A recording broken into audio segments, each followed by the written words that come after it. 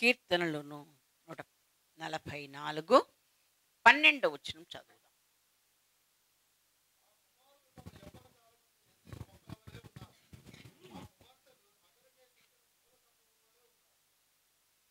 Okay, చాలండి. మహాగణుడా, మహోన్నతుడా, పరిశుద్ధుడా, ప్రేమ స్వరూపి నీకు వందనాలు. మా మంచి కాపరి నీకు వందనాలు. పదే పదే నీ పాదాల చెంతకొచ్చి ప్రార్థించుటకు అర్థించుటకు దీనులమైన మాకు ఇచ్చిన భాగ్యం కొరకు స్తోత్ర. మరొకసారి నీ వాక్యాన్ని ధ్యానించుటకు మేమందరం సిద్ధపడి ఉండగా మీరే మాతో నాతో మాట్లాడి మీకు ఇష్టమైన కార్యమంతయు జరిగించుమని, పూర్తిగా మమ్మను మీ వశంలోకి తీసుకోమని, అడ్డగించాలని ప్రయత్నిస్తున్న ప్రతి విరోధ శక్తులను, అంధకార క్రియలను, అనాలోచితమును, అవిధేయతను యేసుని నామములో నేను కొట్టివేస్తున్నాను. హల్లెలూయా. పూర్తిగా నీ వశంలోకి తీసుకోమని మరొకసారి బ్రతిమలాడుతూ నీ చిత్తమంతయు జరిగిస్తున్నందుకు వందనాలు చెల్లిస్తాను. యేసు నామములో అడిగి పొంది ఉన్నాం తండ్రి, ఆమేన్, ఆమేన్. దేవునికి మహిమ కలుగును గాక. దేవుని వాక్యమును మనం ధ్యానం చేసుకుందాం. ఈ పూట కొరకు దేవుడు మనకిచ్చిన వాక్యమును శ్రద్ధగా విందాం. 144 కీర్తన 12వ వచనములో, మా కుమార్తెలు మా కుమారులు ఎదిగిన మొక్కల వలె ఉన్నారు, మా కుమార్తెలు నగరునకై చెక్కబడిన మూల స్తంభముల వలె ఉన్నారు. దేవునికి స్తోత్రం. హల్లెలూయా, హల్లెలూయా. యెషయా గ్రంథం 40వ అధ్యాయం 30వ వచనం చదివితే,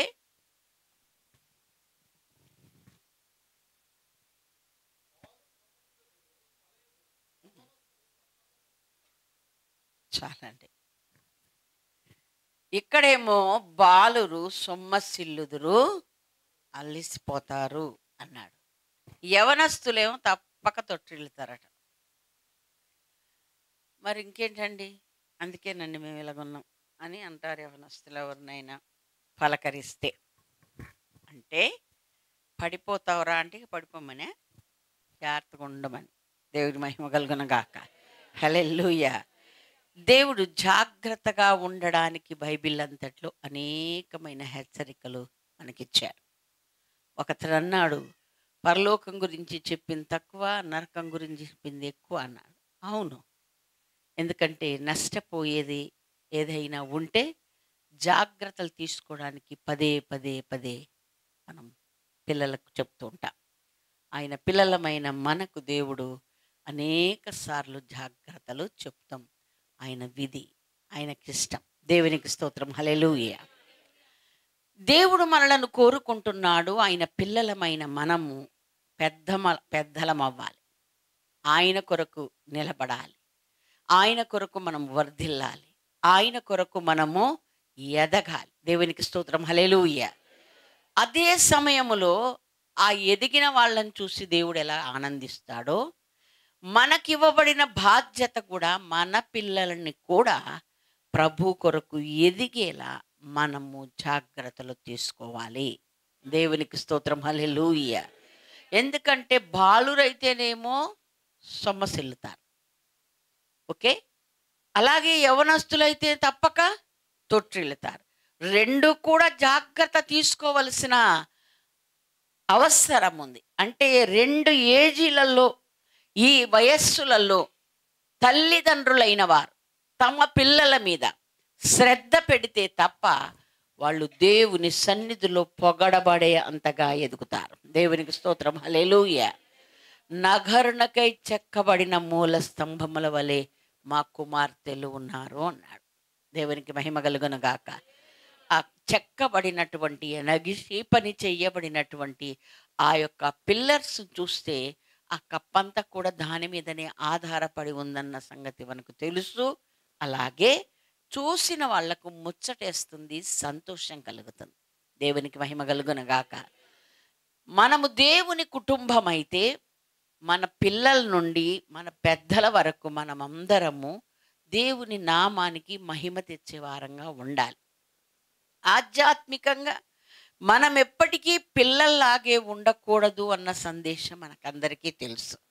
పసిపిల్లల్లాంటి మనస్సు ఎప్పుడు ఉండాలి అంటే పాపం విషయమై, దుష్టత్వం విషయమై ఉండాలి అన్నది 1 కొరింథీ 14:20లో దేవుడు మనకు చెప్పాడు కదా. బుద్ధి విషయమైతే మనం పెద్దవాళ్ళం అవ్వాలి. దేవునికి స్తోత్రం, హల్లెలూయా. దేవుడు అన్నాడు, రెఫరెన్స్లు చదవవసరంలే, చెప్తాను తర్వాత మీరు చూసుకోవచ్చు. యోహాను 1:12లో ఏం చెప్పాడు? తన్నెందరు అంగీకరించిన వారందరికీ తన పిల్లలకు ఆయన అధికారం అనుగ్రహించాడు కదా. ఆ తర్వాత ఎదుగుతున్న వారికి ఏం చెప్పాడు? ఆయన మిమ్మల్ని నేను కుమారులనుగా కుమార్తెలనుగా చూస్తున్నానని చెప్పి నా రాజ్యం మీకు ఇస్తాను అన్నాడు. రాజ్యాన్ని, ఆ స్వాస్థ్యాన్ని పొందుకోవాలంటే ఎంత కోటీశ్వరులైనా చిన్న పిల్లలకు అప్పచెప్పరు. ఎలాంటి జ్ఞానవంతుడైనా, చాలా జ్ఞానం ఉంది, నా జ్ఞానం నా కొడుకు వచ్చిందని వీడికి తన యొక్క పరిపాలన, తన యొక్క కంపెనీనో మరి ఇంకొకటో అప్పగించాడు కదా. ఏ స్వాస్థ్యమైనా ఇవ్వాలంటే సర్టెన్ వయస్సు రావాలి. దేవునికి స్తోత్రం, హల్లెలూయా, హల్లెలూయా. సరే, భూ సంబంధమైన విషయములో కూడా మన బిడ్డలు ఆ చిన్నప్పటి నుండి దేవుడు ఏ స్థాయికి ఎదగమన్నాడో ఆ స్థాయిలోకి ఎదుగుతూ వారు ఆ స్వాస్థ్యమును అనుభవించేలాగా మనమందరము మన కుటుంబాల మీద శ్రద్ధ వహించాలి. దేవునికి స్తోత్రం, హల్లెలూయా. మనము దేవుని విషయంలో, అన్ని విషయంలో ఎదుగుతున్నట్లే మన బిడ్డలు ఎదుగుతున్నారా లేదా చూడాల్సిన బాధ్యత ఎంతైనా మనందరి మీద ఉంది అని దేవుని వాక్యం మనకు నేర్పిస్తూ ఉంది. దేవునికి స్తోత్రం, హల్లెలూయా, హల్లెలూయా కదా. ఎందుకని అనగా దేవుడు మనల్ని కూడా పిల్లలుగా చూసి పెద్దవాళ్ళు అవ్వాలని కోరుకున్నా. అవునా? మోషే పెద్దవాడైతేనే తన ప్రజల భారాన్ని చూడగలిగాడు. కాబట్టి సంసోను ఎదిగినప్పుడు యెహోవా అతన్ని ఆశీర్వదించెను అన్నాడు. ఇంకా వాక్యంలో మనకు చెప్తూ ఏం చేశాడు? పిల్లల్లాగా మీరు ఉండకుండా దినదినము ఎదుగుతూ, అలాంటి ఎదుగుదల ఏది, నువ్వే స్కేల్ చూసుకొని నువ్వు ఎదగాలి, ఏ కొలబద్దతో నువ్వు ఎదగాలంటే క్రీస్తు వలె ఎదుగుచు అన్నాడు. దేవునికి స్తోత్రం, హల్లెలూయా. క్రీస్తులాగా మనం అన్ని విషయములో ఎదుగుదుము అని ఎఫెసీ 4:15లో వ్రాసి పెట్టాడు. అలాగే క్రీస్తుకు సమానమైన అనుభవంలోకి మనం రావాలి అని ఎఫెసీ 4:13లో రాశాడు. పరిశుద్ధులముగా తీర్చబడిన మనమందరము సంపూర్ణులమవ్వాలి అని మనకు నేర్పించాడు. దేవునికి స్తోత్రం, హల్లెలూయా. ఈ ఉపదేశ క్రమంలో మనం ఎదుగుతున్నాం. ఉపదేశ క్రమానికి మనం అప్పగించబడుతున్నాం. ఉపదేశము సరి అయినదిగా ఉన్న చోట ఉండడానికి, స్థిరపరచబడడానికి, నేర్చుకోవడానికి మనం అందరం ఆశతో ఉన్నాం. దేవునికి స్తోత్రం, హల్లెలూయా. అలాగే తాను నిలుచున్న అనుకునేవాడు పడిపోకుండానట్లు జాగ్రత్తగా చూసుకోవాలన్నాడు. అలాగే తాను నేర్చుకుంటూ నేను ప్రభువులో ఎదుగుతున్నాను, క్రీస్తుకు సమానమైన అనుభవం కొరకే నేను తాపత్రయపడుతున్నాను, నేను ఎదుగుతున్నాను అని ఎవరైనా చెప్పితే సంతోషంగా మనసులో అనుకుంటే గనక తమ కుటుంబాల విషయమైన శ్రద్ధ వహించమని ఈ పూట దేవుడు మనతో మాట్లాడుతూ ఉన్నాడు. దేవునికి స్తోత్రం, హల్లెలూయా. మన పిల్లలు ఎదుగుతున్న మొక్కల్లా ఉండాలని, మన కుమార్తెలేమో ఎలా ఉండాలి? కుమారులు అలా ఉంటే కుమార్తెలేమో ఆల్రెడీ సిద్ధపరచబడిన, ఒక చెక్కబడిన ఒక స్తంభాల్లాగా ఉండాలి. దేవునికి స్తోత్రం, హల్లెలూయా. అనగా వధువు సంఘంగా రూపొందించబడుతున్న మనమందరము ఆ స్థాయిలోకి రావాలి. దేవునికి స్తోత్రం, హల్లెలూయా. ఈ పిల్లర్ దీన్ని మోస్తుంది అంటే యేసయ్య రాజ్య భారాన్ని మోసే అంత స్థాయిలోకి మనం ఎదగాలి. దేవునికి మహిమ కలుగును గాక. మరి మనల్ని మనమే చూసుకోవడం కాదు, మన పిల్లల్ని ఆ స్థాయికి రావాలని ఎవరైనా కోరుకుంటారు. పుట్టినోడు పుట్టినట్టే ఉండాలని ఎవరు కోరుకోరు. ఆ పుట్టిన ప్రతి బిడ్డ ఎదగాలని ఎలా ఆశపడతారో, ఎదిగిన మనము ఆధ్యాత్మికంగా అంతకంతకు ఎదుగుతున్న మనము మన బిడ్డలను కూడా ఆ స్థాయిలోనే పెంచాల్సిన బాధ్యత ఎంతైనా ఉన్నది అని వాక్యం మనకు నేర్పిస్తోంది. మొదటి రాజుల గ్రంథం 20వ అధ్యాయం 13 నుండి 15 వరకు చదివితే అక్కడ ఒక మాట వ్రాయబడి ఉంది.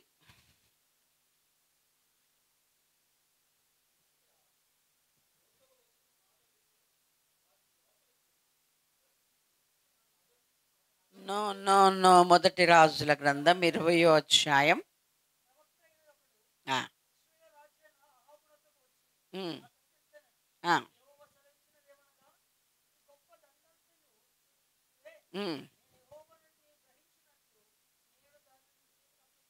ఆ, ఎస్ చదువునా.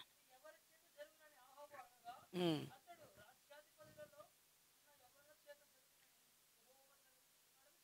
చాలండి. ఆహాబు రాజు దగ్గరికి ఒక ప్రవక్తను దేవుడు పంపించాడు. విస్తారమైన సైన్యం దండుల ఈ రాజ్యం మీదకి వస్తుంది. ఏ రాజుకైనా భయం కలుగుతుంది. నా దగ్గర ఇంత సైన్యం ఉందా, నేను అతన్ని ఓడించగలనా లేదా ఎలా అని భయపడుతున్న గడియల్లో ప్రభువే మరలా ఒక ప్రవక్తను పంపించి ఏం చెప్పాడు, చూస్తున్న ఈ దండుకు నువ్వు భయపడవద్దు, నేను నీకు దాన్ని నీ చేతికి ఆ రాజ్యాన్ని అప్పగిస్తా, నీకు నేను విజయం ఇస్తాను అన్నాడు. అయితే మరి ఎవరు చేయాలి యుద్ధం, ఎవరు చేయాలంటే నీ రాజ్యములో ఉన్న యవనులు అన్నాడు. దేవునికి స్తోత్రం. హల్లెలూయా, హల్లెలూయా. అంటే సాతాను యొక్క ప్రతి విధమైన దాడిని మన సంఘం విషయంలో, మన కుటుంబాల విషయంలో వాడి దాడిని ఎదుర్కొనడానికి నీవు ధైర్యపరచబడాలి. నీ ఇంట్లో ఉన్న యవనస్తులు దాన్ని ఎదుర్కోగలరని దేవునికి మహిమ కలుగునగాక. హల్లెలూయా. ఒక 2 కుటుంబాలకు గొడవ వచ్చింది మేము చిన్నగా ఉన్నప్పుడు. వాళ్లకు 4 కొడుకులు ఉన్నారు, వీళ్ళకు 4 కొడుకులు ఉన్నారు. ఓకే, మీరే 4 అనుకొని పెట్టరేగిపోతున్నారేమో, నాకు 4 ఉన్నారు, మీ సంగతి చూస్తాం అన్నాడు ఈయన. వాళ్ళు ఎంత ఉన్నారు, అవతల వాళ్ళు ఏమంతుంటే వీడేమో ఇంతున్నాడు. అసలు అనడం ఏమన్నా అర్థం ఉందండి? పోనీ సేమ్ వయసు అయితే నువ్వన్నా బాగుండు, ఒకవేళ బలం ఉందేమో అనుకోవచ్చు. అప్పుడు ఈయన అన్నాడు, నాకు బాగా గుర్తు, ఒరే మేము కింద పడుకుంటే ఒకవేళ చచ్చిపోతే మమ్మల్ని డొల్లిత్తం కూడా మీ పిల్లలకు చేత కదా. దేవుని స్తోత్రం. హల్లెలూయా. అంటే ఒకవేళ ఎదిగితే ఆ సమానమైన బలము ఆ శక్తి ఉంటే మాట్లాడిన అర్థం కదా. అంటే దుష్టుణ్ణి ఎదిరించగల సత్తా తాహతు నీకుంటే నువ్వు ధైర్యంగా ఆ మాట చెప్పగలుగుతావు. మేం చెప్పగలుగుతాం, దైవజనులు చెప్పగలుగుతారు, దేవుడే చెప్పగలుగుతాడు. దేవునికి స్తోత్రం. హల్లెలూయా. ఇక్కడ ఈ రాజ్యం మీదకి వస్తున్న మహాసైన్యమును ఎదుర్కోగలిగిన వాళ్ళు ఎవరు అని భయపడుతుంటే రాజు ప్రభు చెప్తున్నాడు, ఆయన చెప్తున్నాడు, నీ రాజ్యంలో ఉన్న యవనస్తులు చాలు యుద్ధం చేసి జయించడానికి. లెక్కెడితే 32 మంది ఉన్నారంటండి. వాళ్ళందరేమో విస్తారమైన సైన్యం. దేవునికి మహిమ కలుగును గాక. దుష్టుడి యొక్క ప్రభావం ఎంత గొప్పదైనా ఒక్క యవనస్తుల సంఘములో కానీ కుటుంబంలో కానీ సరి అయిన వారుగా బలవంతులుగా ఉంటే వాడు ఏమీ ఎప్పుడూ చేయలేడు. దేవునికి మహిమ కలుగును గాక. మరలా దేవుడు జ్ఞాపకం చేస్తున్నాడు, నీవు దేవుని సన్నిధిలో ఎదిగితేనే దేవుని రాజ్యములో నీకు స్థానం, నీకు స్వాస్థ్యం వస్తుంది, నువ్వు వేలగలుగుతావని నీకు అర్థమైతే నీ బిడ్డలను భూమి మీద ఉండగానే నీ బిడ్డలను కూడా ఆ స్థాయిలో పెంచాల్సినటువంటి బాధ్యత, దుష్టుని ప్రతి పన్నాగమును ప్రతి తంత్రమును ఎదుర్కొని జయించగలిగిన ఆ స్థాయి నీ బిడ్డలకు రావాలంటే వాళ్ళు యవనస్తులు బలవంతులుగా ఉండాలి. దేవునికి స్తోత్రం. హల్లెలూయా. అయితే రేపటి నుండి బూస్ట్ ఇచ్చేస్తామండి మా పిల్లలకి అన్న. దేవునికి స్తోత్రం. హల్లెలూయా. బూస్ట్ కంటే ఎక్కువైన జీవ వాక్యమును మనం బిడ్డలకు అందించాలి. దేవునికి స్తోత్రం. హల్లెలూయా. అందించాలనే కదండి పాస్టర్ గారు మంచి వాక్యాలు చెప్తున్నారని మా ఎంట పెట్టుకొని తీసుకొని వస్తున్నాం అనొద్దు. నీవు వాళ్ళకి అర్థమైందో లేదో, ఎంత గ్రహించారో, ఎంత అనుసరిస్తున్నారో చూడవలసిన బాధ్యత పెద్దలమైన మన అందరి మీద ఉంది. దేవునికి స్తోత్రం. హల్లెలూయా, హల్లెలూయా.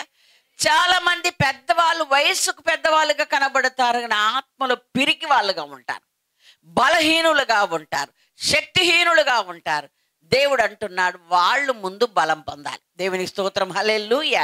వాళ్ళు బలము పొంది ఆయన రాజ్యమును ఏలగలిగిన, స్వాస్థ్యాన్ని స్వతంత్రించుకోగలిగిన స్థాయిలోకి వాళ్ళు వచ్చి వాళ్ళ బిడ్డ మీద అంతే శ్రద్ధ పెట్టమని ఈ పూట దేవుడు మనతో మాట్లాడుతూ ఉన్నాడు.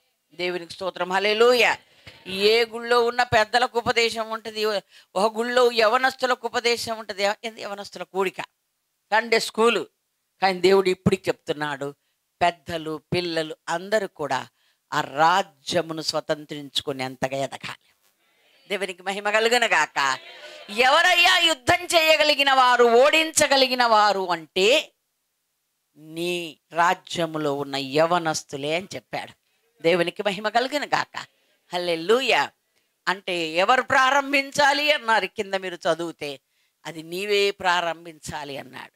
అంటే ఈయన అడుగు ఒక ముందేస్తే ఈ రాజు, వెనకాల సైన్యమైన యవనస్తులు ఆ పనిని తుదముట్టించేస్తారు. దేవునికి మహిమ కలుగును గాక. హల్లెలూయా. కనుక దైవజనులు నడిపించేటప్పుడు, వాక్యానుసారంగా నడిపించేటప్పుడు ఆ యవనస్తులైన వారు మీరు అనండి, మేము వాళ్ళ పని చూస్తామంటారు. చూసారా ఒక్కొక్క చోట పెద్దోళ్ళని అంటారా అనరా? అలాగ అనరా మరి ఇది. దేవునికి స్తోత్రం. హల్లెలూయా. అలాగున మనం ఎప్పుడు ఒక సైన్య వీరులముగా ఉండాలి, బలవంతులముగా ఉండాలి, శక్తిమంతులముగా ఉండాలి. అలా గనక మనం ఉంటే దుష్టుడు అసలు దాడి చెయ్యడండి. దేవునికి స్తోత్రం. హల్లెలూయా. ఒకవేళ చేసినను జయించగలిగిన స్థాయిలోకి మనం రావాలి. వాడు ఎంత సైన్యమన్నా తీసుకురాని, ఎంత శత్రువునైనా మరి బలగాన్నైనా కూడగట్టని, ఎన్ని తంత్రాలైనా పన్నని, మీరు నేను మనం చాలు అన్నది ఆ కొద్ది మంది యవనస్తులతోటి విజయం వచ్చేస్తుంది. దేవుని స్తోత్రం. హల్లెలూయా. సాతాను చాలా స్ట్రాటజీ చేస్తున్నాడు. మన యొక్క దేశాన్ని ముంచేయాలని చూస్తున్నాడు. మన యొక్క ఇండియా మొత్తం కూడా ఒకే విధానం ఉండాలని వాడు చేస్తున్నాడు. ఎందుకు అని అంటే ఎసరు ఎవరికి? ఫస్ట్ క్రైస్తవులకే. సండే మీకు అందరికీ తెలుసు, మీరు న్యూస్ చూస్తున్నారు. ఇక నుండి సండేస్, ఆదివారం ఆరాధన లేకుండా చేస్తున్నాడు. మరి మాకు ఏ వారం అయినా ఒకటే. నువ్వు నోరు మూసుకోమంటే మేము మూసుకునే వాళ్ళం కదా. దేవుని స్తోత్రం. హల్లెలూయా. అరే వీళ్ళు సోమవారం ప్రార్థన కూడా ఇంత ఇంత ఇంత పరిగెత్తుకొస్తారంటే ఇక్కడ డబల్ పరిగెత్తుకొస్తారు. దేవునికి మహిమ కలుగును గాక. హల్లెలూయా. వాడి ఆలోచనను, వాడి జ్ఞానాన్ని, వాళ్ళ తెలివిని వమ్ము చెయ్యగలిగిన సత్తా ఎవరికి ఉందంటే దేవుని సన్నిధిలో ఉన్న యవనస్తులకే. దేవునికి మహిమ కలుగును గాక. అంటే చిన్న పెద్ద అందరూ కూడా ఆ యవనస్తుల స్థాయిలోకి వచ్చి యుద్ధం చెయ్యగలిగిన స్థితిని మనకు కలిగి ఉండాలి. దేవునికి స్తోత్రం. హల్లెలూయా. యుద్ధము అలాగని ఇంట్లో కూర్చోవద్దు, ప్రారంభించేది నువ్వే అన్నాడు దేవుడు. దేవుని స్తోత్రం. వాళ్ళే యవనస్తులు ఏమన్నాడా? ఓకేనండి, నేనేంటో అని భయపడుతున్నా, నేను పంపించి హాయిగా ఉంటాను అంటాడని అహాబు ఏం చెప్పాడు? ప్రారంభించేది. దేవునికి మహిమ కలుగును గాక. హల్లెలూయా. చూద్దాం ఈ యవనస్తులైన వారు. మనకు సమయం చాలా తక్కువ, త్వరగా దేవుని వాక్యంలోకి వెళ్దాం. వీళ్ళు అలా యోధులుగా తయారవ్వాలంటే అబ్రహాం ఇంట పుట్టిన 318 మంది యుద్ధం చేశారా లేదా? విజయం సాధించారా లేదా? ఏ ఇంట అయినా అలాంటి యుద్ధ వీరులు ఉండాలని ఈ పూట దేవుడు మనతో మాట్లాడతాడు. ప్రతి ఇంట యుద్ధ వీరులే తయారవ్వాలి. ఆ తయారు చేసేది ఎవరంటే వాక్యం అనే ఆ సరుకును తీసుకొని తల్లి తండ్రులు తమ బిడ్డలను ఒక యోధులుగా తయారు చేయాలి. దేవునికి స్తోత్రం. హల్లెలూయా. ఇందులో స్త్రీ అని పురుషుడని భేదము లేదు, కుమారులని కుమార్తెలని భేదము లేదు. దేవునికి మహిమ కలుగును గాక. కాబట్టి 22వ సామెతల గ్రంథం 6వ వచనములో ఏముంది? బాలుడు నడవలసిన త్రోవను వానికి నేర్పము, వాడు పెద్దవాడైతే, అంటే పుట్టినప్పటి నుండి ఏ విధంగా తన ఇంట పుట్టి యుద్ధమున కలవర్చబడినట్లుగా మనము కూడా రక్షించబడిన దినము మొదలుకొని మన బిడ్డలను ఆ యుద్ధ వీరులుగా తయారు చేయాల్సిన అవసరము ప్రతి కుటుంబం మీద ఉంది, తల్లిదండ్రుల మీద ఉంది అని. ముఖ్యంగా ఇంకా నేను చెప్పాలంటే తల్లి మీదే ఎక్కువ ఉంది. దేవుని స్తోత్రం. హల్లెలూయా, హల్లెలూయా. జ్ఞానవంతురాలు తన ఇల్లు కట్టును అన్నాడు. నా? జ్ఞానవంతుడైన పురుషుడు ఇల్లు కట్టును అన్నాడా? అనలే కదా. అట్లయితే మేము ఖాళీ మంచిగా తిరగచ్చు, మాకు ఫ్రీ ఇచ్చారమ్మ గారు అనుకోవద్దు. Okay, okay. అది పర్యవేక్షించాల్సిన ఆఫీసులో క్లర్క్ పని క్లర్క్ అయితే మేనేజర్ పని మేనేజర్కి ఉందండో. దేవుని స్తోత్రం. హల్లెలూయా. కామ్గా ఉండడానికి వీలు లేదు. లెక్క అడిగేది ఎవరికి? దేవునికి మహిమ కలుగునగాక. హల్లెలూయా. కాబట్టి మన బిడ్డలను చిన్నప్పటి నుండే ఆ దైవ కృపలో పెంచాలి. సండే స్కూల్కి పంపిస్తాం, యవనస్తుల కూడికకు పంపిస్తాం, సన్నిధికి తీసుకొని వస్తాం. కానీ వాళ్ళు ఎదుగుతున్నారా లేదా అని పరిశీలించి పరీక్షించడానికి మనకు చాలా బాధ్యతను దేవుడు అప్పగించాడు. దేవుని మహిమ కలుగునగాక. అలా గనక మనము తయారు చేసి వదిలేస్తే వాళ్ళు ఎక్కడున్నా, ఏ దేశంలో ఉన్నా, ఏ ప్రాంతంలో ఉన్నా మనము ధైర్యంగా ఉండవచ్చు. వాళ్ళు దేవుని కొరకు యోధులుగానే ఉంటారు. దేవుని స్తోత్రం. హల్లెలూయా. చూద్దాం. మనందరికీ తెలుసు దానియేలు గ్రంథం 1వ అధ్యాయం 3-4 వచనాలలో అక్కడ కొంతమందిని ఉద్దేశించి రాజుగారు మాట్లాడిన మాటలు మనం చాలాసార్లు చదువుకున్నాం. మరొకసారి 1వ అధ్యాయం 3-4.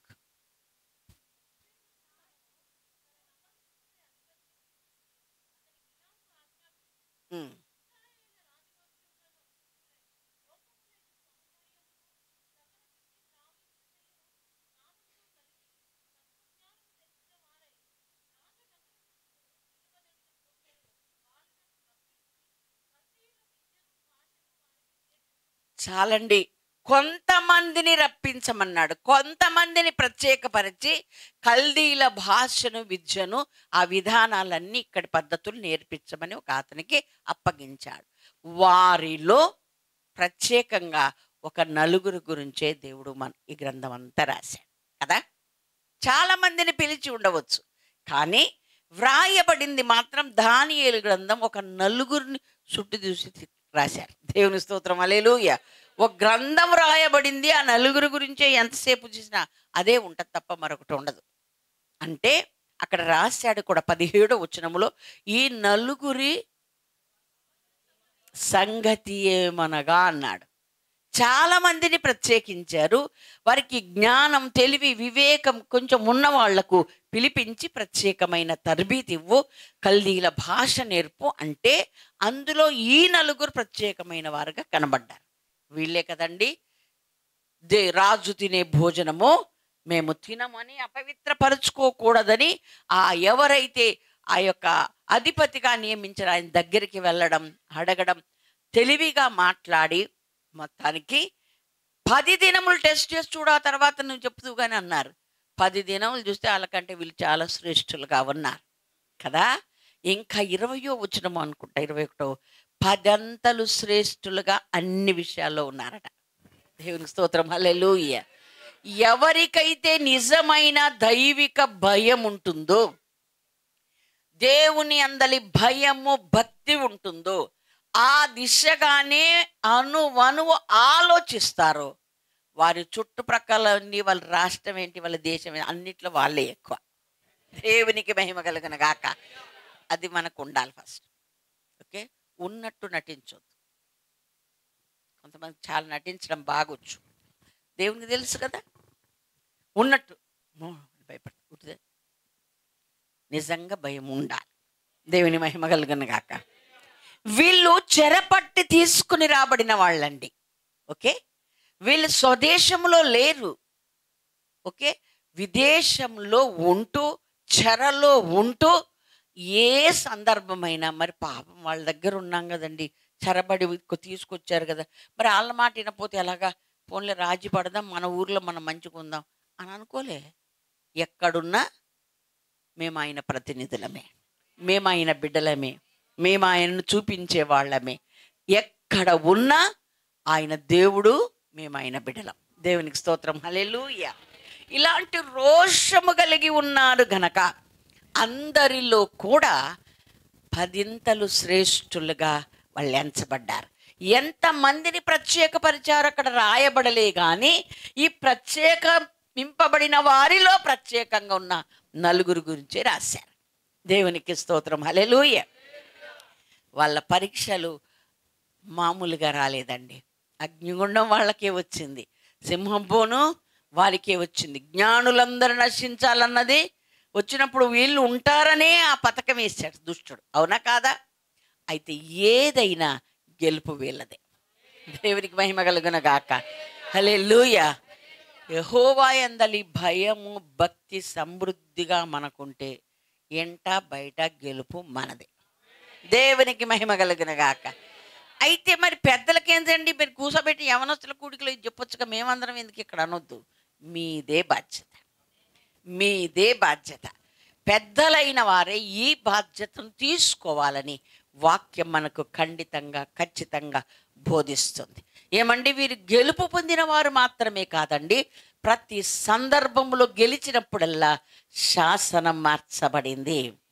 వీరి దేవుడే గొప్పవాడు, వీరి దేవుడే మహోన్నతుడు, ఈ దేవుణ్ణి మనం మన దేవుని నామం హెచ్చించబడడం, ఒక శాసనమే పుట్టడం మనకు తెలుసు. దేవునికి స్తోత్రం, హల్లెలూయా. కాబట్టి అరే, నువ్వు ఎన్ని రోజుల నుండి క్రైస్తవుడిగా దేవుని బిడ్డగా బతుకుతున్నావు, ఒక్క ఫ్రెండ్ నన్ను మార్చావని ఎప్పుడని అడిగారు మీ తల్లిదండ్రులు? అసలు ఆ జాస్ ఉందా? ఏమన్నంటే మీ ఫ్రెండ్కి వచ్చిన మార్కుల కంటే నీకు ఎక్కువ రావాలి, మంచిదే, అలా ఎంకరేజ్ చేయడం మంచిదే. కానీ ఎంతసేపు అయినా లౌకిక భూ సంబంధమైన వాటిలోని శ్రేష్ఠులుగా కనపడాలనే తాపత్రయం కొంచెం పక్కకు పెట్టి, అంతకంటే ఎక్కువైనది నిత్యము నిలిచేది పరలోక సంబంధమైన జ్ఞానం కోసం, ఆ విధి విధానాల కొరకు, దానికోసం మనం ప్రయాసపడాలని దేవుడు సీరియస్గా పెద్దలైన వారికి, తల్లిదండ్రులకు దేవుడు చెప్తూ ఉన్నాడు. దేవునికి మహిమ కలుగును గాక, హల్లెలూయా, హల్లెలూయా. ఏ విషయంలోనూ మనం వెనకబడినట్లుగా ఉండకూడదు. ఒకరు అన్నారు, మనం ఏమైనా మరి మామూలుగా మనం చదువుకుపోవడమే నయమండి అని అన్నాడు. ఎందుకంటే మనం మైనారిటీస్ కదండి, మైనారిటీస్ కదా, మనమే మెజారిటీస్. లోక సృష్టికర్త అయిన, లోకోద్ధారకుడైన ఆయనే మన పక్షంగా ఉంటే మనం ఎంత మైనారిటీస్? నో, లేదు. అబ్రహాం ఎక్కడున్నాడండి? పరదేశంలో ఉన్నాడు. పిలిస్తే వచ్చాడు ప్రభు, ఇంకా ఆయన పూర్తిగా స్వాస్థ్యాన్ని అప్పగించలే, ఇంకా పూర్తి కాలేదు వాగ్దానం. ప్రయాణం చేస్తూనే ఉన్నాడు. మధ్యలో భార్య చనిపోయింది. ఎక్కడ సమాధి చేయడానికి కొద్దిగా స్థలం అయ్యా, నేను మీ మధ్యలో పరదేశిగా ఉన్నా. వాళ్ళు ఏమన్నారు? అదండి మన రేంజ్. దేవునికి మహిమ కలుగును గాక, హల్లెలూయా. అది వీళ్ళు రుజువు చేశారు. వీరు పరదేశంలో ఉన్నను వీరిని బట్టి శాసనం మార్చే అంత స్థాయి వచ్చింది. దానియేలునైతే సాష్టాంగ నమస్కారం చేశాడు రాజు. దేవునికి స్తోత్రం, హల్లెలూయా, హల్లెలూయా. నిజముగా నీ దేవుడే నిజమైన దేవుడు అని దానియేలును బట్టి దేవునికి మహిమ వచ్చేలాగా వాళ్ళు ప్రవర్తించారు. దేవునికి స్తోత్రం, హల్లెలూయా. మన యవనస్తులు ఎక్కడున్నారు? మన యవనస్తులు ఏం చేస్తున్నారు? సంఘములో బయట ఏమైనా శ్రద్ధ పెడుతున్నారా? దేని విషయంలో అయినా ఒక ప్రత్యేకత ఉందా లేదా? తల్లిదైన వాళ్ళు ఎందుకు గమనించట్లే? గమనిస్తే కనుక మీరు ధన్యులు అవుతారు, దేవుని చేత మెప్పు ఘనతను పొందుకుంటారు. యవనస్తులైన మీరు కూడా ఆరోషం కలిగి ఉండాలి. దానియేలు కథ నేర్చుకొని విని వెళ్ళిపోతే కుదరదు. అలాగే యోసేపుని గురించి విని నేర్చుకొని వెళ్ళిపోతే కుదరదు. నేను కూడా ఆ స్థాయిలో ఉండాలన్న ఒక రోషం రావాలి. అమ్మబడినవాడు, దాసుడిగా అమ్మబడినవాడు దేశానికి రాజైపోయాడు. దేవునికి స్తోత్రం, హల్లెలూయా. ఎందుకు?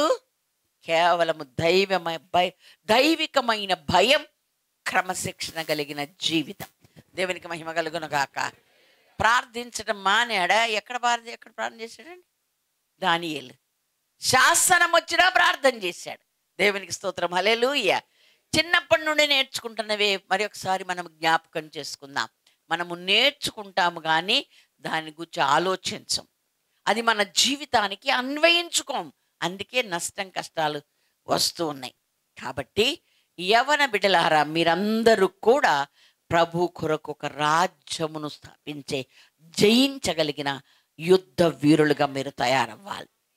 విస్తారమైన దండును జయించే వాళ్ళు ఎవరు? మాకంత సైన్యము లేదు కదా అని బాధపడుతుంటే రాజు, సైన్యం పర్లేదు, మీ ఉన్నటువంటి ఆ యవనులు చాలు. లెక్కెడితే 32 మంది ఉన్నారటండి. విస్తారమైన సైన్యాన్ని జయించేశారు.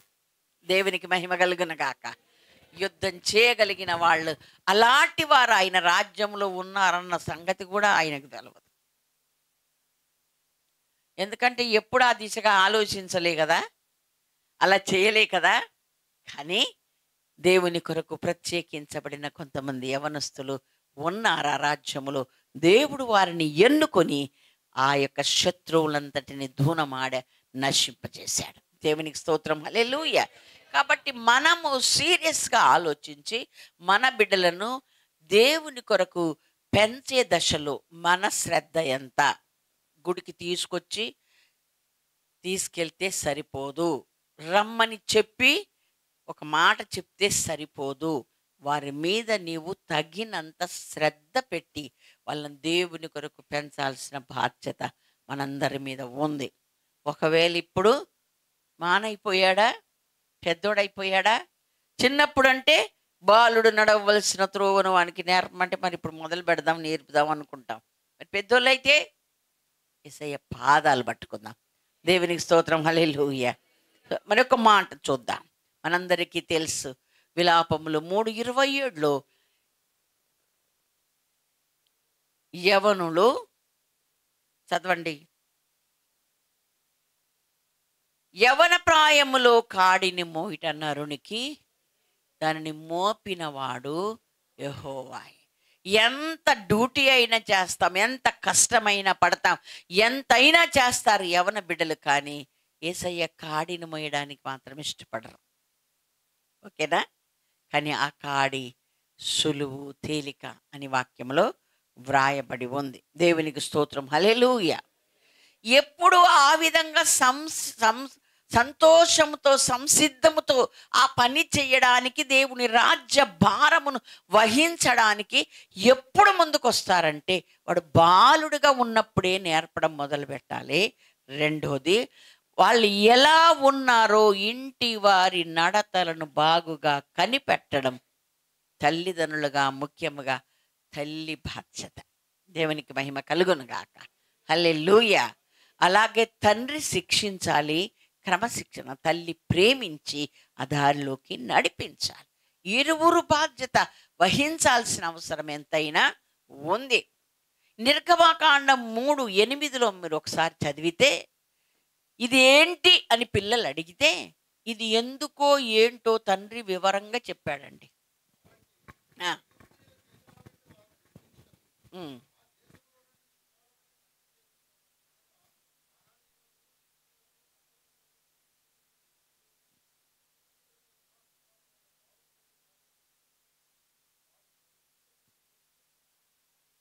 పదమూడు 8 అండి.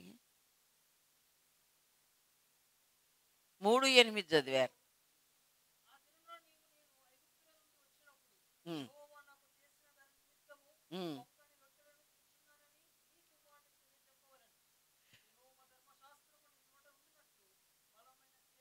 చాలండి.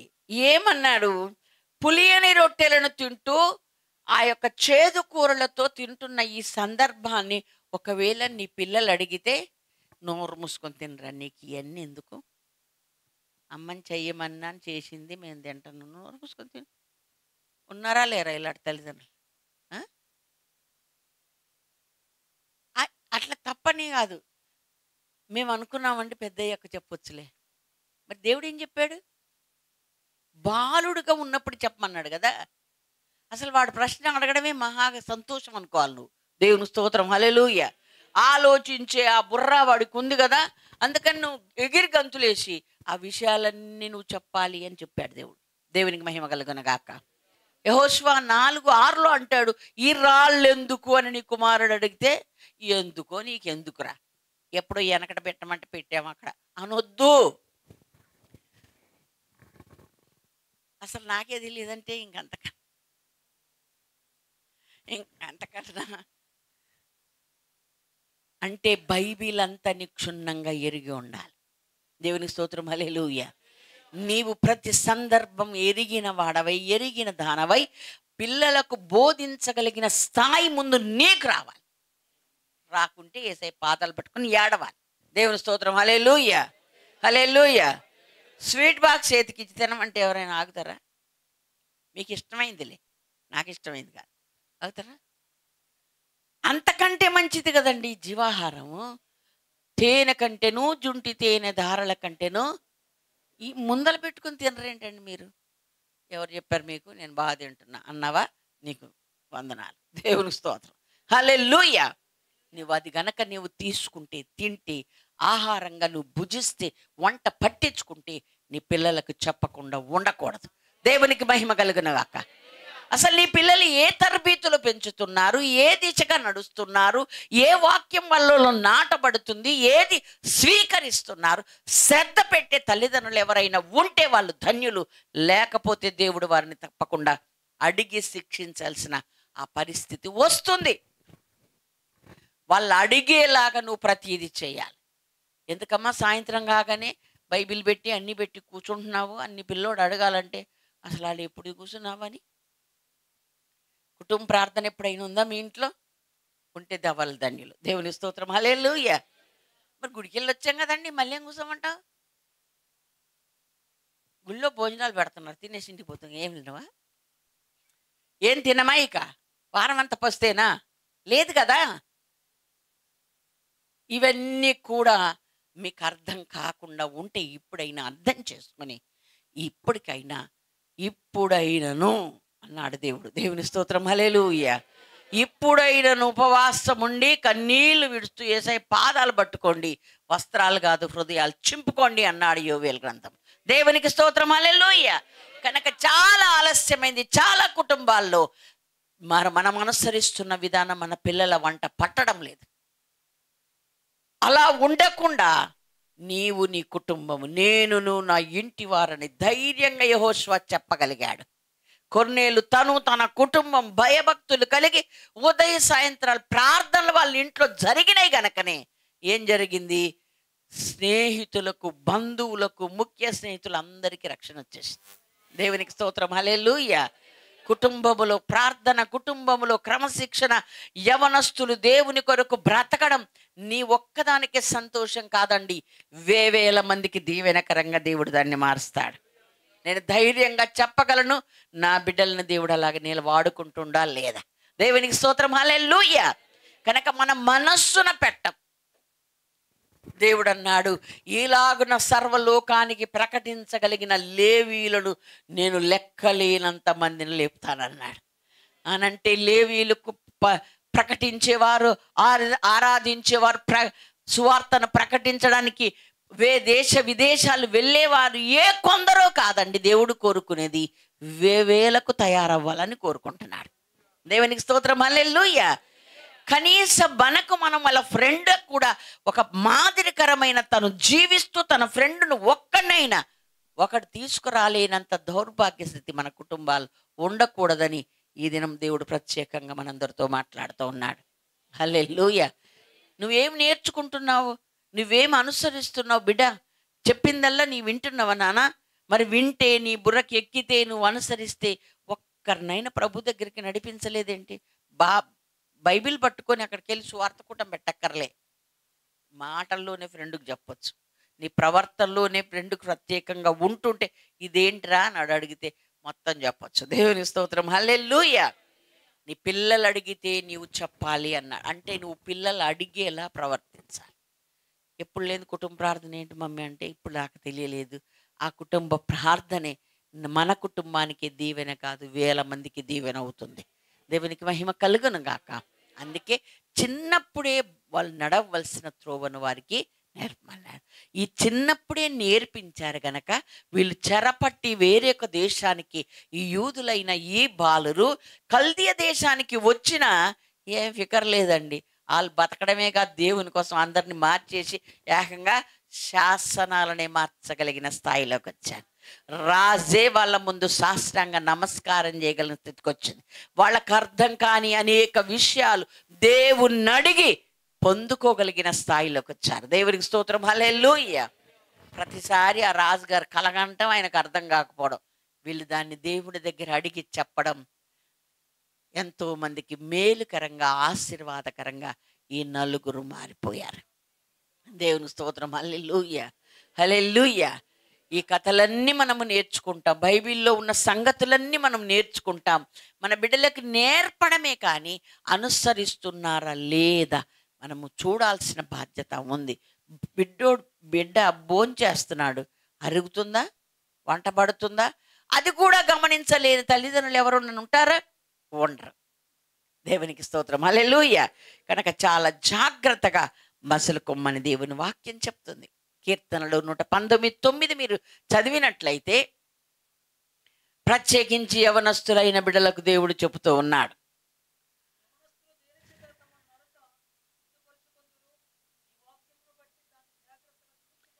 ఎస్, యవనస్తులు దేని చేత తమ నడతను శుద్ధిపరచుకొందురు, నీ వాక్యమును బట్టి దానిని జాగ్రత్తగా చూచుకొనుట చేతనే కదా. పొరపాటుగా అచ్చు తప్పొచ్చిందా? మరేంటి, వాక్యం ఎవరైనా చదువుతారు కానీ చూసుకోవడం ఏంటి? అచ్చు తప్పేనా? చెప్పండి నాన్న. కాదా? మరి కాదంటే ఏంటి? వాక్యం అర్థం. దేవుని స్తోత్రం, హల్లెలూయా. నువ్వు చూసుకుంటే నీ బతుకు కనబడుతుంది. దేవునికి మహిమ కలిగిన గాక. నీ జీవితం కనబడుతుంది, అనుసరించే విధానం కనబడుతుంది. దేవునికి మహిమ కలుగును గాక, హల్లెలూయా. కాబట్టి యవనస్తులు దేని చేత తమ నడతను శుద్ధి చేసుకుంటారు, నీ వాక్యమును జాగ్రత్తగా చూచుకొనుట చేతనే కదా. హల్లెలూయా. గ్రంథములో వ్రాయబడిన విధానానికి నా ప్రవర్తనకి ఏమైనా పోలికుందా లేదా, నేను అలా నడుస్తున్నానా లేదా, నా స్థితి ఎలాగుంది అని చూసుకోవలసిన ఒక చక్కని అద్దం మన గ్రంథం. దేవునికి స్తోత్రం, హల్లెలూయా.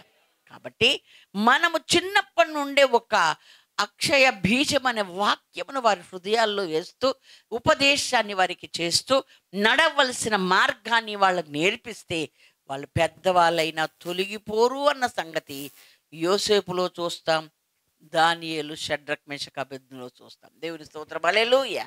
వాళ్ళు తొలగిపోయారా? లేదు. ఇలాంటి వాళ్ళు కోకొల్లలుగా ఉండొచ్చు, కానీ దేవుడు వాళ్ళని ఎగ్జాంపుల్గా గ్రంథములో వారి పేరు రాసి మనకు చెప్తూ ఉన్నాడు. దేవునికి మహిమ కలుగును గాక. కొంతమంది విదేశాలకు వెళ్ళి బాగుపడిన వాళ్ళు ఉంటారు, పాడైపోయిన వాళ్ళు ఉంటారు. ఎక్కువ శాతం కలిసిపోయిన వాళ్ళే కదా.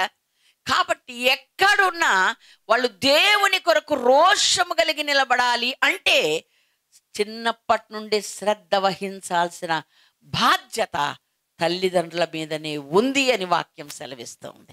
మనం అనుసరిస్తూ ఏంటి నానాను విధి చేస్తున్నావు అని అడిగేలాగా నీ ప్రవర్తన ఉంటే తప్పకుండా వాళ్ళు అడిగితే జవాబు కూడా ఓపికగా చెప్పాలి. చెప్పి ఫలానప్పుడు దేవుడు ఎర్ర సముద్రమును పాయలుగా చేసి ఆ ఐగుప్తులో అద్భుతాల ఆశ్చర్య కార్యాలు చేస్తే ఫరో హృదయం కఠినమైనందున వాడి మాట వింటలేదని వాళ్ళ తొలుచూలును నాశనం చేయడానికి ముందుగా ఈ పస్కా బలిని దేవుడు చేశాడు. రక్తం కొమ్మల మీద పూసుకోమన్నాడు. ఆ సమయంలో మనము ఇదే ఏ ఆహారము, పులి అను రొట్టెలను చేదు కూరలతో భుజించమన్నాడు అని చెప్పాలి. దేవుని స్తోత్రం, హల్లెలూయా, హల్లెలూయా. కాబట్టి అడిగేలాగా మన ప్రవర్తన ఉండాలి. వాళ్ళు తెలుసుకోవడానికి అడుగుతుంటే మనము చక్కగా వాక్యములో నుండి చెప్పాలి. దేవునికి మహిమ కలుగును గాక. అలాంటి ఒక పనిని మనం భుజాలకు ఎత్తుకుందాం. దేవుని స్తోత్రం, హల్లెలూయా. ఆ బాధ్యతను మనం మన పిల్లల మీద మరి వహించి మన పిల్లలను ఆ దారిలోకి నడిపిద్దాం. అప్పుడు మనం కాదు, మన పిల్లలే దుష్టుని ఎదిరించి నిలబడగలిగిన స్థాయిలోకి, యేసు నామానికి మహిమ దేయగలిగిన స్థాయిలోకి మన బిడ్డలు వస్తారు. దేవునికి మహిమ కలుగును గాక. హల్లెలూయా. ఇంకా చూద్దాం దేవుని మాటలు. హల్లెలూయా, హల్లెలూయా. కీర్తనలు, దానికి ముందు దయచేసి 1 యోహాను 2:14 ఏముంది? యవనస్తులైన పిల్లల్ని దేవుడు పిలుస్తూ, పిల్లారా చదువున్నాను.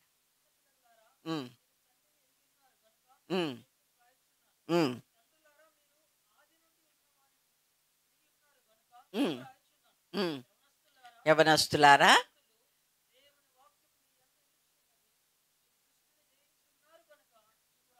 దేవునికి స్తోత్రం. హల్లెలూయా. యవనస్తులు దుష్టుని జయించే విధానం ఏదండి? దేవుని వాక్యము హృదయంలో ఉండాలి. అలా ఉండేలాగా టిఫిన్ బాక్స్ తీసుకొని వెళ్ళదు పిల్ల. టిఫిన్ తీసుకెళ్ళదు. అమ్మాయో అబ్బాయో కాలేజీకి వెళ్ళిపోతాడు. అప్పుడు తల్లి ఏం చేస్తుంది? తండ్రి ఏం చేస్తాడు? నాన్న బాక్స్, అక్కడ తినడానికి టైం ఉండదు నాన్న, అక్కడ నీళ్ళు ఉండవు, వాటర్ ఉండవు, ఏది ఉండదు, నాకు టైమే ఉండదు, అందుకని నేను అంటే ఒక ముద్ద తినన్న పోరా, కడుపులో ఉంటే ఆ టైంకి నీకు ఆకలి అవ్వకుండా ఉంటుంది, టిఫిన్ చేయి నాన్న, అట్లా పోవద్దు నాన్న. బతిని అర్థా లేదా? అవునా లేదా? దేవుని స్తోత్రం. హల్లెలూయా. నీ సావు నువ్వు సావు పో, నాకేం చేయను అంటాడా? ఏ తల్లి తండ్రి అనరు కదా. ఎలాగైనా బుజ్జగించి ఏ విధంగానో మంచి మాటలతో మొత్తానికి కడుపు నిండా తినిపోయేలాగే చూస్తాను. అవునా కాదా? కాబట్టి దేవుడు అంటున్నాడు, యవనస్తులు దేవుడు సైతానును దుష్టుని జయించే వాళ్ళలాగుంటే వాళ్ళ అంతరంగంలో దేవుని వాక్యం ఉండాలి. ఆ వాక్యము నీ చేతను, నీ యొద్దను, నీ నోటను, నీ హృదయంలో ఉండాలి. నీ యొద్ద ఉండడం అంటే పట్టుకొని పోవడం, అవునా? నోటనంటే అడిగితే జవాబు చెప్పం అంటే ఇక్కడే ఉంటుంది కానీ ఇక్కడ ఉండదట. అక్కడ ఉండదు కాబట్టి అక్కడ రాశాడు, నీ హృదయంలో కూడా ఉండాలి అని.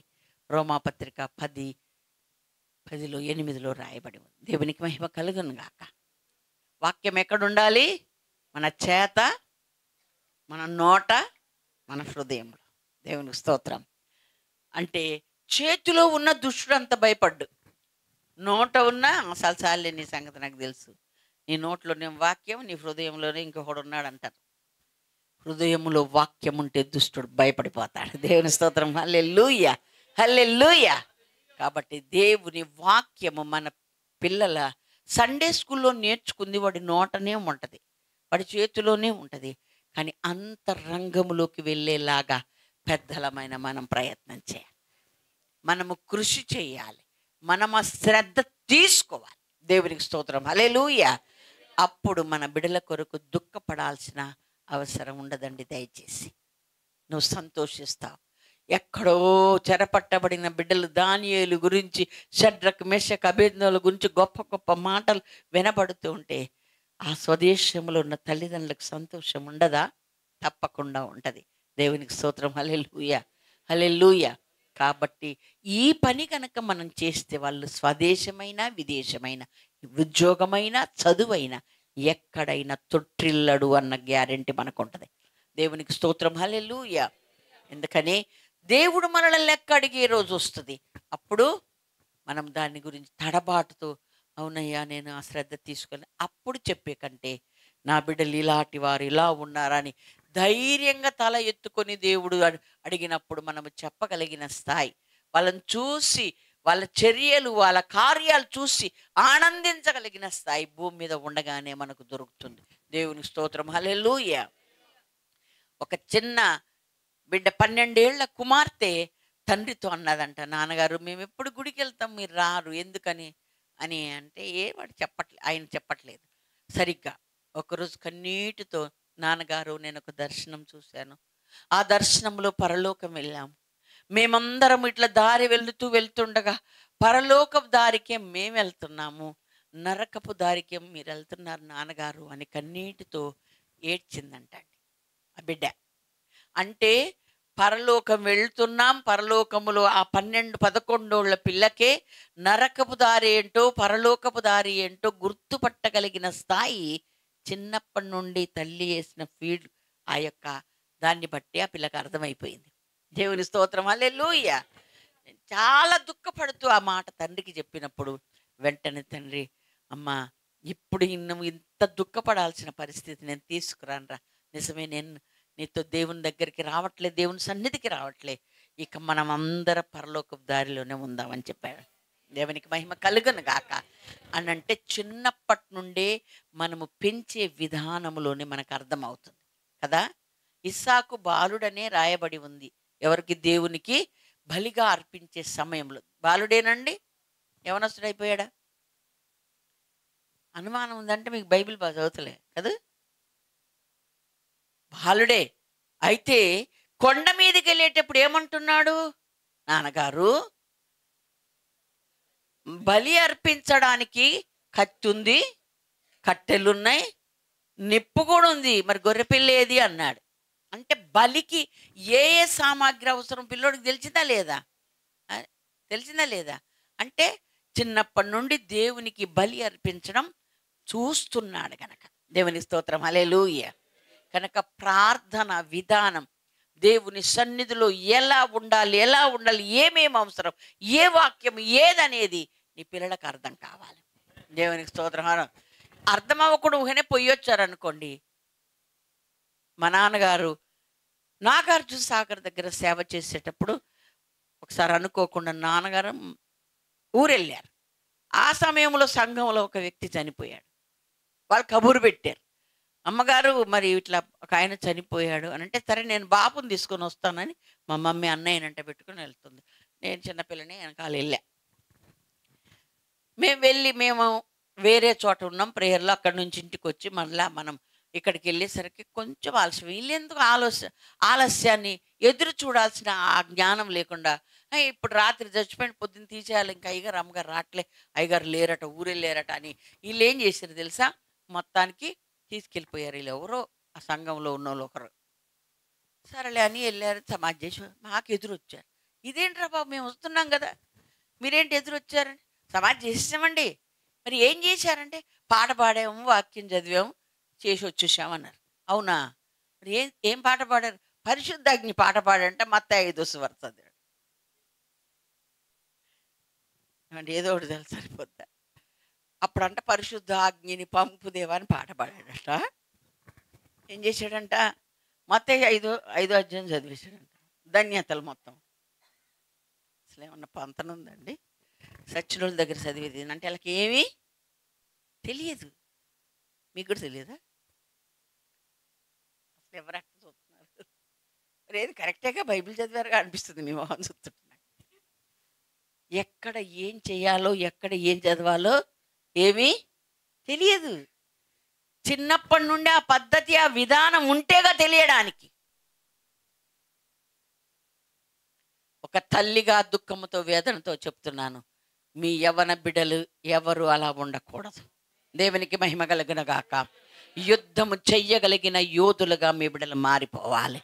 సాతానును ఎదిరించగలిగిన, దేవుని రాజ్యమును స్థాపించగలిగిన స్థాయిలోకి రావాలి. దేవునికి మహిమ కలుగును గాక. చిన్నప్పటి నుండే మీరు తీసుకెళ్లే వాళ్ళు కాదు, ఇంటి దగ్గర ఆ తరబీదుని మీరు ఎప్పటికప్పుడు ఇవ్వాలి. దేవునికి మహిమ కలుగును గాక. సండే స్కూల్లో ఏం చెప్పారు నాన్న అడగాలి, దానికి అర్థమైందో లేదో చెప్పాల్సిన బాధ్యత మీ మీద ఉంది. దేవునికి స్తోత్రం, హల్లెలూయా. ట్యూషన్కి పంపించి కూడా వదిలిపెట్టే వాళ్ళకి ఎవరు కొంచెం చురుకైన తల్లిదండ్రులు ఎవరు ఉండరు. ఏం నేర్చుకున్నాం, మీ టీచర్ ఏం నేర్పింది అడుగుతారా? అడగరా? ఎందుకంటే వాడు మరింత మెరుగైన విద్యను అభ్యసించాలని ఒక ఆశతో. కాబట్టి చిన్నప్పుడే వారికి నేర్పడం మొదలు పెడితే వాళ్ళు మొక్కల్లాగా, స్తంభాలలాగా ఉంటారు, ఎదుగుతూ ఉంటారు దేవుని రాజ్యం కొరకు అని చెప్పాడు. ఇంకా దేవుడు చెప్తున్నాడు, అలాగే వారిని ఆ దేవుని కృపలో గనక వాళ్ళని వాక్యములో మీరు పెంచగలిగితే యుద్ధం చేసే వీరులు వాళ్ళే అవుతారు అని చెప్పాడు. దేవునికి స్తోత్రం, హల్లెలూయా. అంటే దుష్టుని ఎదిరించడం మాత్రమే కాదు, దేవుని రాజ్య స్థాపన కొరకు కాడిని మోసువారుగా వాళ్ళే ఉంటారు. దేవునికి మహిమ కలుగును గాక. హల్లెలూయా. కాబట్టి మన బిడ్డలను మనం ఎలా పెంచుతున్నాము? వాక్యం పరిచయం చేస్తున్నాం, కానీ ఆ వాక్యము నోటను, చేతను, హృదయములో కూడా ఉండేలాగా శ్రద్ధ తీసుకోవాల్సింది తల్లిదండ్రులుగా మీరే. దేవునికి మహిమ కలుగును గాక. హల్లెలూయా. చేతిలో ఉంటే ఏమవుతుందండి? 149వ కీర్తన చదవండి. 8వ వచనం 9వ వచనం అనుకుంటా. హల్లెలూయా. Yes yes.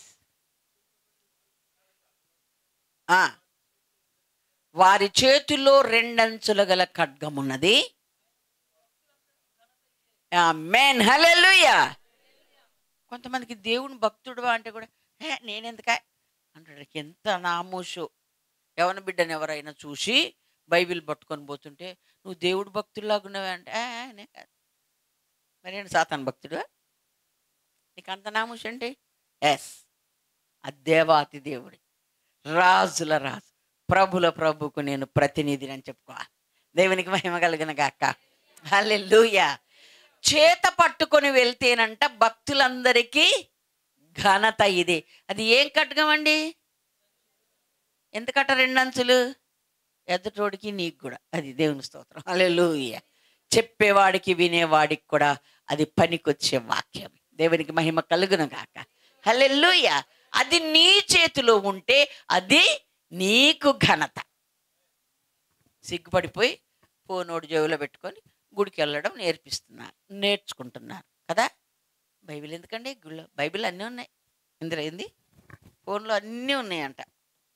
బైబిల్లో లేనిది కూడా ఉందిరా బాబు అందులో కదా. కాబట్టి నా బిడ్డలకు, మన బిడ్డలకు నేర్పాల్సిన విధానం మనం ముందు నేర్చుకుందాం, మనం పాటిద్దాం. సరే, నువ్వు కరెక్ట్గానే ఉన్నావు, కానీ నీ మనస్సులో కాదు, అది నీ పిల్లలకు నువ్వు నేర్పాలి. వాళ్ళు నేర్చుకుంటున్నారా లేదో చూడాలి.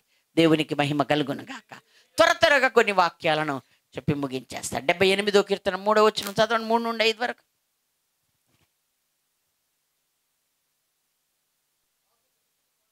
ఆ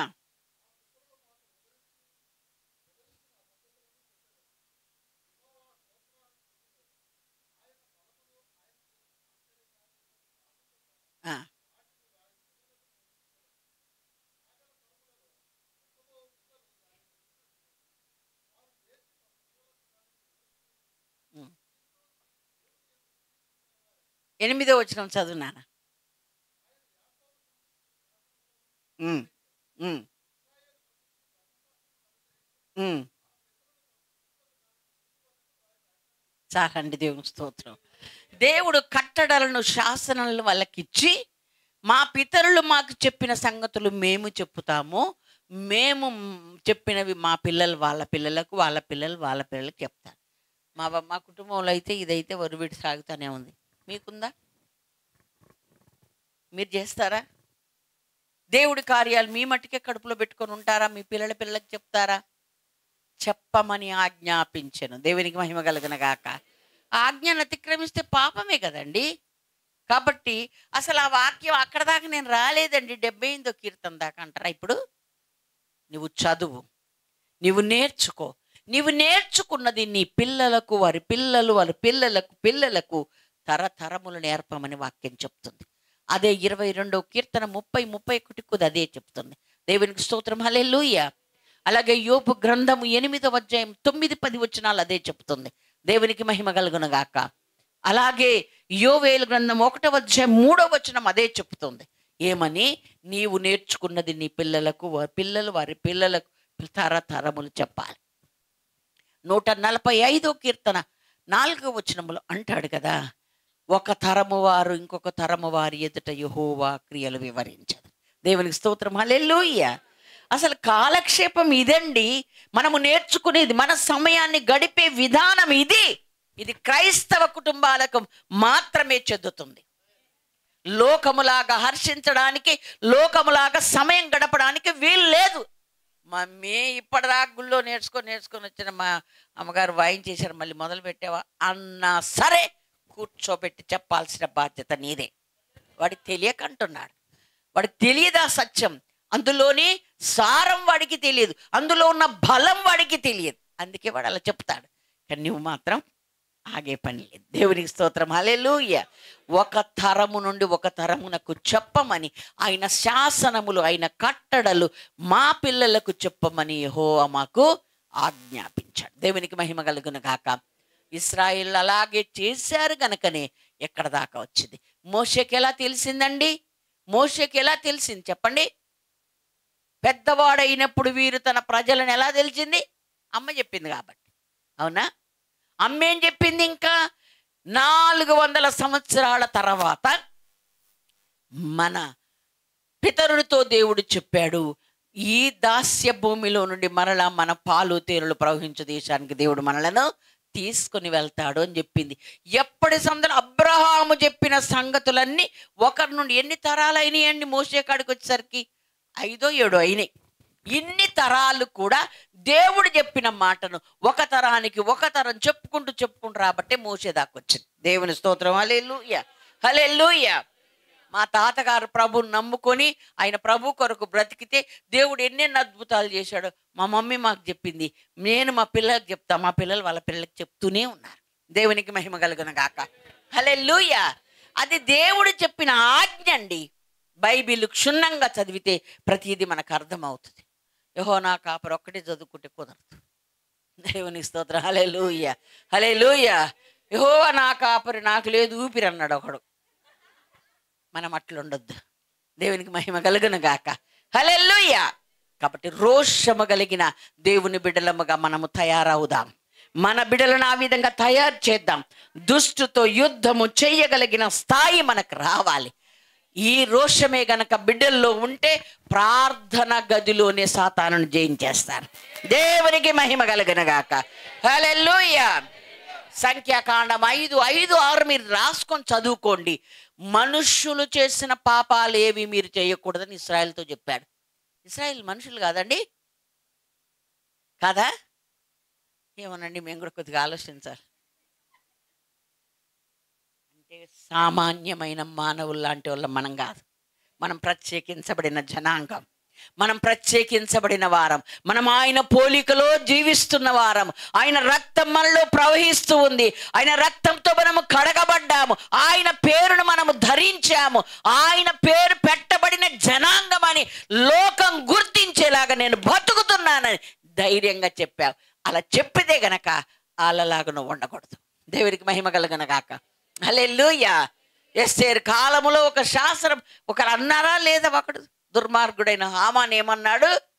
మన దేశంలో మన దగ్గర ఒక జాతి చెదరి ఉన్నారు, వారి విధులు సకల జనుల విధులకు వేరుగా ఉన్నాయి.